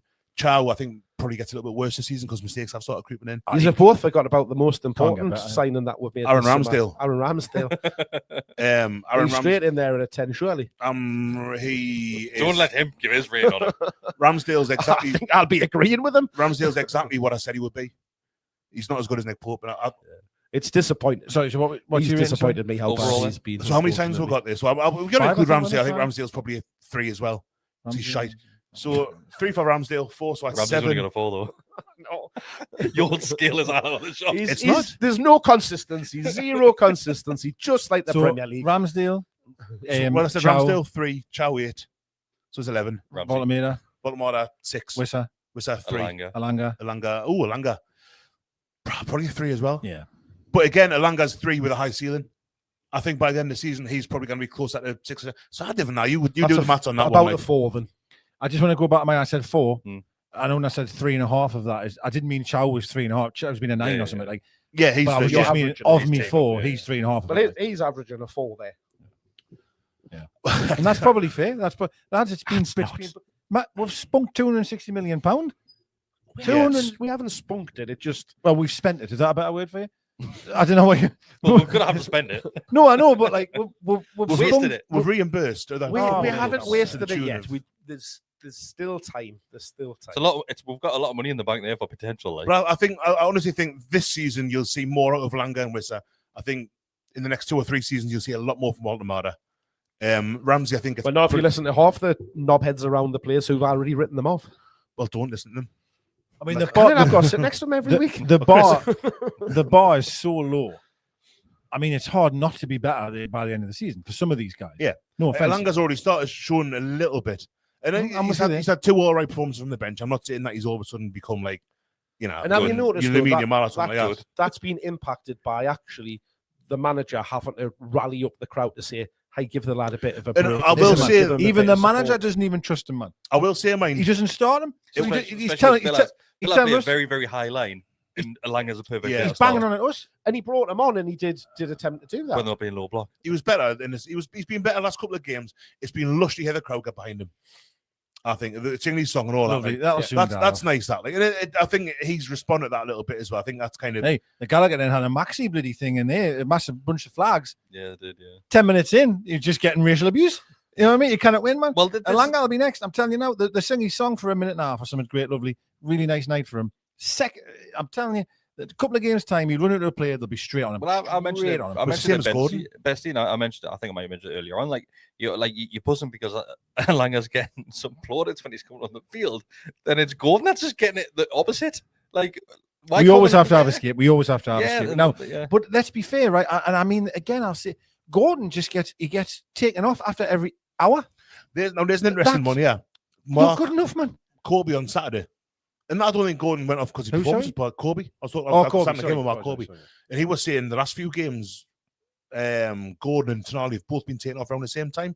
He said, "I wonder if someone's away there. If that's kind of a bit of a Well, I think he could probably sell it as well. We've got loads of games coming up, and I'm just saving them.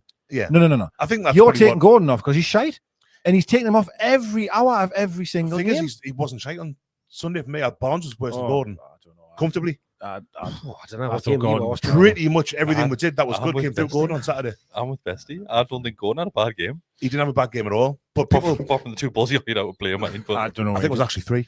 had a shit game. But we do everything that we did yesterday, though there wasn't a he great loves deal to of it. twist Came and through turn in Gordon. his own half at the moment. Have you noticed? Yeah, he comes deep for the in his ball. own that half, and he turns. Yeah. Dangerous because But he won't run past the fullback and get I'm into like, what you space. doing? But I thought we missed him when he went off yesterday. I thought would have been better having. I thought, and listen, I'm not saying how Harvey Barnes is terrible. Like our Barnes has been great. I He's mean, amazing. he was poor yesterday. No, but if anyone's entitled to have a I'm poor not seeing game, where you're saying Bonds is poor and Gordon had a better game than if that. Like, anyone's entitled to have a poor Mark, game, it's it's- him. Like, it's- I'm sorry, Yeah, like, of course. Barnes has been unreal. Statistically, everything you look at any kind of the figures from the performance, and just watch the performances. Actually, watch. What do you them. mean? As of just yesterday, though? Yeah. Yesterday, Oh, yesterday, Gordon played better than Harvey Barnes. Oh. Yesterday, everyone except Kieran Trippier played better than Harvey Barnes. Trippier, I mentioned earlier, it was Trippier's. When I was having a nice poo on yesterday morning, sorry. I was watching, do you know, on your phone, on the reels and all that, like in the videos on Instagram and Facebook and whatnot. And one of them was Gary Neville talking on the overlap or whatever about the West Brom game where he was like, I can't play football anymore. Yeah. They got beat at the Hawthorns or Old Trafford, whatever it was, and West Ham got West Brom, big pardon, set about Man U, and Gordon, Besty man. Neville was like, I can't keep up anymore. Trippier in the first half looked like that to me. Yeah. Everything he did. And I love Kieran Trippier, don't get us wrong, but his passing was off, his movement was off. How many times we've seen someone just scamper past him in the last couple of weeks without really having to kind of Leeds did it a couple of times. Well, PSV did it a couple of he's obviously weekend, the same age as my dad, and he's obviously been out a long time, and then we've trotted him back into play every single minute. Yeah. So we're gonna have to take it on the chin. It's gonna happen, right? You know, it's gonna happen. But I need to go back to this Barnes thing. So, like, obviously, we're saying that he believes in Barnes more, as in Barnes always stays on the field, and then he gets moved to his preferred position. In a minute, I think so. And Gordon's just constantly. And that's the question that I would ask: is Gordon? Is he taking him off because Gordon's not doing enough, or is he taking him off just to protect him health wise and fitness wise? I think he's taking him off because we'll know that Barnes is probably the better player on the left hand side. That's what I think. I think Barnes is still the best finisher at the club. Look, a goal he scored against PSV. Yeah, that's was what never I any think. doubt Only when other Barnes option you've got is right wingers. When Barnes got in that position on Wednesday, you knew he was going to score before he hit the ball. And that's what I mean in a moment where, like, I think I said this last week. I know, again, someone called us out and said I was full of shit. But, like, instead of taking Gordon off, can you not drop Gordon? Apparently, he can play up front, right? Mark believes as well. So why can you not put Gordon? How do you get dragged into it? No, he has. Didn't say it. Because I said it once 3 years ago when he signed for them. No. Yes. No. You were giving it the under 21s up front. That once when I I've said heard that it he all played in before. the summer at the under 21s and was the leading goal scorer. He kind of waited Dan Burns in and had Lewis Hall as well. So, again, put Gordon.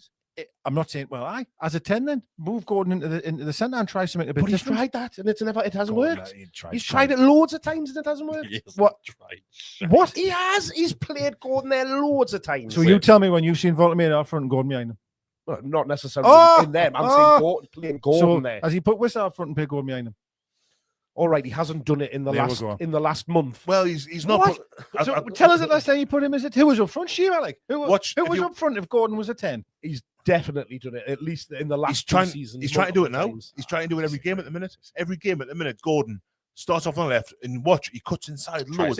Howe's up. I think Howe's telling him get in, be support for Wissa. It's just not working. Gordon got an assist there the other week because I was like, where the hell's Gordon? Yeah. Because he was nowhere to be seen, and then suddenly he appeared on the right hand side of the box. Yeah. That's another thing as well, by the way. I got the assist, wasn't it? Because I can't remember what game it was. Gordon knocked it back into Walter, I think, and then he played So if he's playing it, why not play him then? Actually put a left winger on there as well, just to try something different. Again, I'm not saying it's going to work. Another thing though, I had loads. I can't remember what game it was. I was at. I can't remember. It's a PSV. I'm not sure. People were moaning on about like everyone's so static and rigid. The formation's dead rigid, right? Uh-huh. And there was a moment where Gordon actually drifted into the middle of the park, right, to try and cause a bit of trouble. Hall got the ball and he wasn't up the line. Everyone went ballistic. Why is he not on his left wing? And I'm thinking, you've just cried for 10 minutes that we're so rigid. He's tried something different. Now he's shouting the ball and he's not left wing. He comes inside. Man, you said this very same thing at the start of this, is that we never changed formation or tried anything different at the weekend.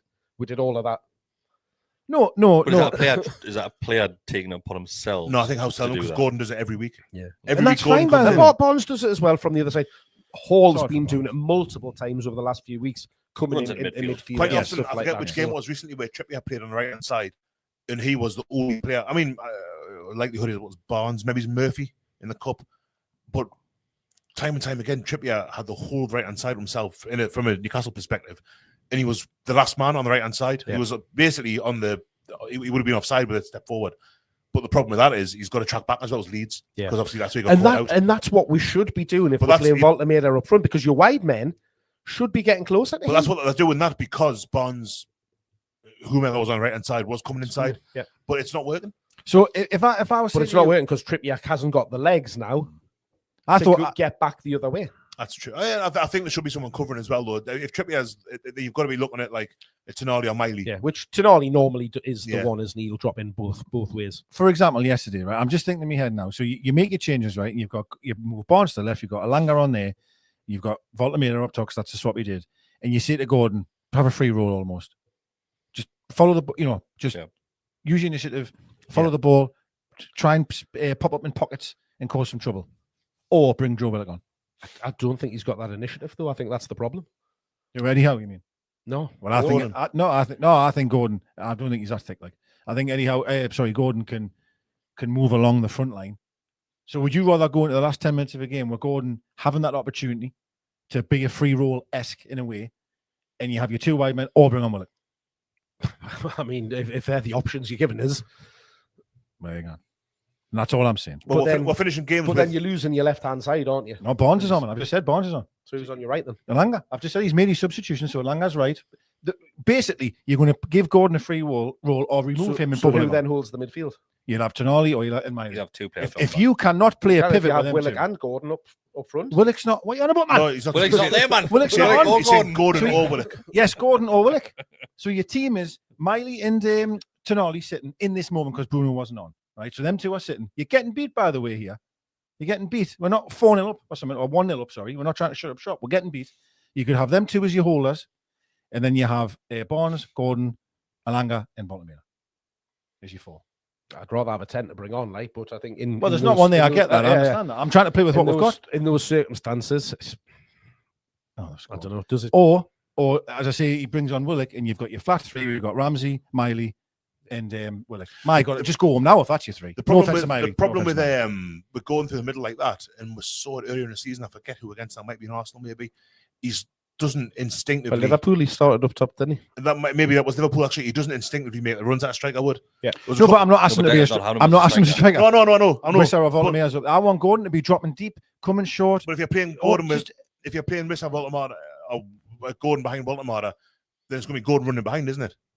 Voltamata's not going to break the back line with a bit of pace. With Gordon in the middle like that, you're nullifying his pace unless he's getting over the ball over the top of ball through when he's on the end of it. You're losing probably Gordon's most You've got weapon. Wissa, who you would expect to do that, but we haven't got anybody that feeds the ball.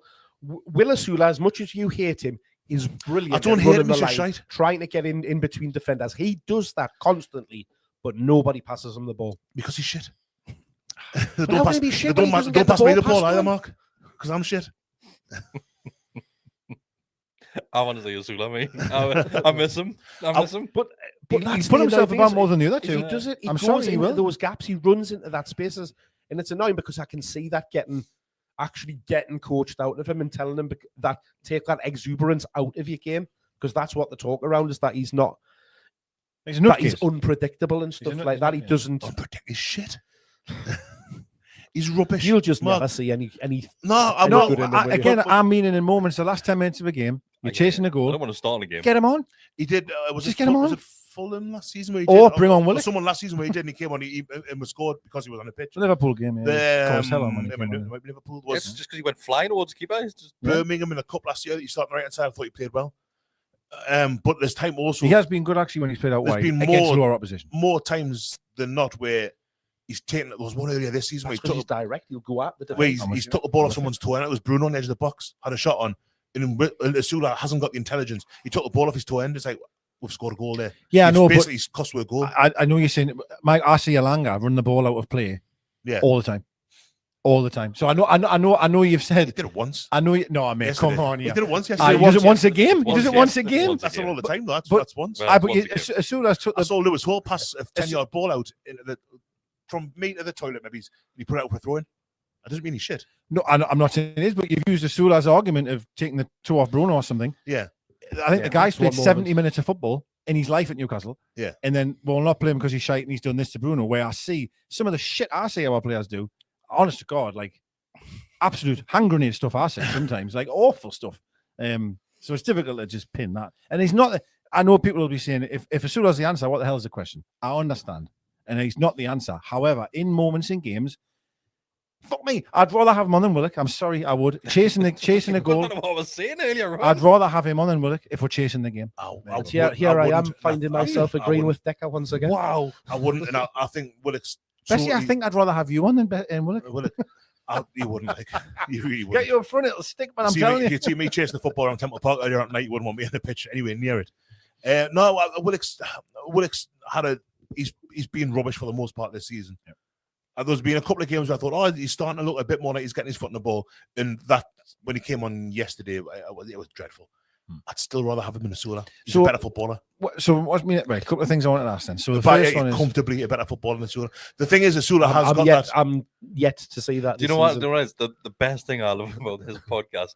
There's been so many different opinions between all four tonight. Like we've all been like different ends of the spectrum. Yeah, like with certain. And I'd like to say, I know I'm throwing out some mental stuff here, right? And people go, Gordon, free rule, what are you on about? You could say, don't put a wall in front of them. Well, that is definitely another one as well. I'll never. Someone's got to try it at some point. And it'll work, and I'll be proved right. I've banged this drum about how not changing stuff for a long time. No one listens. But now it's starting to get a lot of noise here where people are saying it every week, right? That it's not changing. So I appreciate everyone saying that you wouldn't do this with Gordon. Not no way. He always bangs on it. Well, I mean, that's not a 10. He can't play it. So what do we do then? What do we do? Do we just trot out plan A with different people and hope the crosses work? What do we do then? I think that's what's going to happen. It's just rinse and repeat. This is what we've been saying for months. Exactly. So are you happy? Do you think that that's okay then? Great. It's not working now, but it will eventually. Or do you think we need to change things? What's your honest thoughts on that? But I do think we change things. I personally, maybe. Yeah, but we change within boxer games shorts and stuff like that. Like you've just said, there's times where we've in that game yesterday where we went to 3 at the back because we were having. Yes, we might not play for prolonged periods in the game like that, but we're changing in the moments and adapting to the way that the game's panning out. That's what your manager's doing. He's looking for those opportunities. Where can I change things? Where can I do it? He hasn't got the ability to look at his bench and say, I can completely change my formation and go with something here, because he either hasn't got the personnel to do that, or the trust in that they can do it, or just create something out of nothing. Now, where I will give Howe credit is he put Miley right back. Yeah. Right? Now, the guy can see stuff, right? And he's got balls to do. That was a huge decision to think Miley can play right back, and it's worked. I just feel the top end of the field, he doesn't have that sort of, either he doesn't see it in the players, or he hasn't got the risk or the I don't know that and I'm sorry, I know I repeat myself a lot in this last hour or whatever, but like, I look at all of the games we listed last week. Remember Wolves, Leeds away, Man United away, all of these games. You have to do something different in their moments to win a game of football, or to get back in the game. Sorry, to get back in the game, and he won't do it. Full circle. Just we've gone right back to the title of the podcast. No risk, no reward. If you keep on doing the same thing over and over again, isn't that the definition of madness? I think he got asked that question. He's pressed. It is, but sometimes it works. And he's seen this season. We haven't got in this week. It's worked. I mean, we are top of the form table. But that's the thing. In this week, if you're saying that we haven't changed things, we've rolled out the same team, we've rolled out the same personnel. We've beat one team 3-0 during the week, and we got beat 2-0 yesterday. They're fucking farmers, them though. Nobody. This is the argument that this is the shite. But this is the argument you're not. We made them look like that. They were just shite. You're not listening to the argument that I'm trying to make. I am. You're not because you've just missed it all. I am not saying that it doesn't work. Top of the form table, beating Unions Club, beating PSV. It's great. I'm not saying that plan A doesn't work. My question is, when it doesn't work, what do we then do? That's my problem. And now we could have went fourth on Sunday, and I know we're a good team, and I know we've got good players, and I know it's not all doom and gloom, and I know we humped PSV 3-0. It's fantastic. It's great. But when we come against a team where that doesn't work, we don't change it. I'm not asking them to go 5 up front to kick off. Get Voltamir on, get Messi, get the statue of Shearer on the field. I'm not asking that. You mightn't be. Well, some people might be, and they're idiots. Because it does work 75% of the time, if that's being kind, maybe. And that's great, by the way, and I love Howe for that, and it's fantastic. But when it's not working, what are we then going to do? That's my argument. But then I don't know what he said now, I forgot what he did. but he shouted something. I don't think I said anything. He shouted something going, but it does work. It worked midweek. Sometimes, that's what sometimes. He said. Yeah. He's like, Tusso, you know what I mean? Well, that's more like me, isn't it? Sometimes good, sometimes shit. But you were saying that, but it does work. It worked midweek. We know it can work. No, but that's because he said it's the definition of madness of doing the same thing over and over again. Yes. That's what I'm saying, but it does work. Yes, I know. Occasionally. Sorry, I did well to calm down. Sorry. I'm gonna finish it there. We've been going for an hour. Your blood pressure is gone off. I love these little therapy sessions that they're in. Like, it's like a valve does get just. It's class. Yeah. Well, we've talked about it's gone. We'll move on to fucking PSG. Yeah. and PSG and then Liverpool away. This is why I'm not. This time next week it could be a completely different kettle of fish, couldn't it? this is why I'm not be a Howe guy, because it works sometimes, right?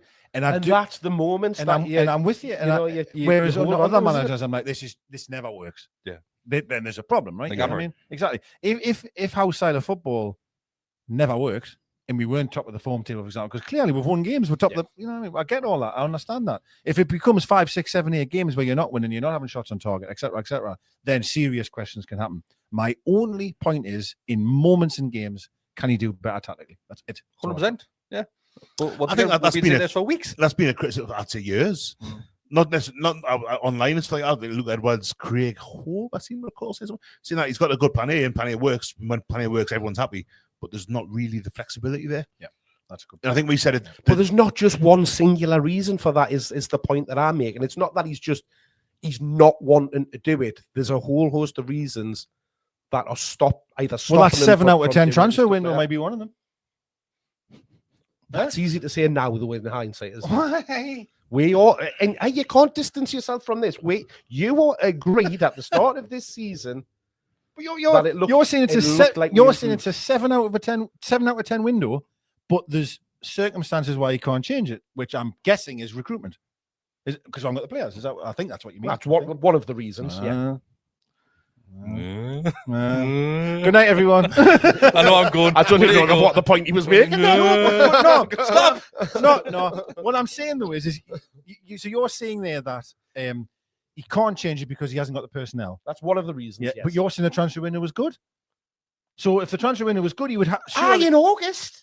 I know you give it. But we're not talking about. What I you're didn't about, give it 7 out of 10 today. I didn't. It's January. I gave it a 6. How do you give it? Good night, everyone. Jesus Lord. Thanks, everybody. If you want to like the video, thanks very much. There's over 200 people watching. Become a subscriber. It costs you nothing to do that. If you do want to become a member, it does start from just $2.99 a month. You get early access to stuff and plenty of other stuff as well. So go and sign up if you can spare £3 a month. We'll see you next time. Me and Besty are going to go. We're probably going to leave these two here. I'm going to continue as soon as you go off here. Get that on the members ones. These two scrapping. See you later.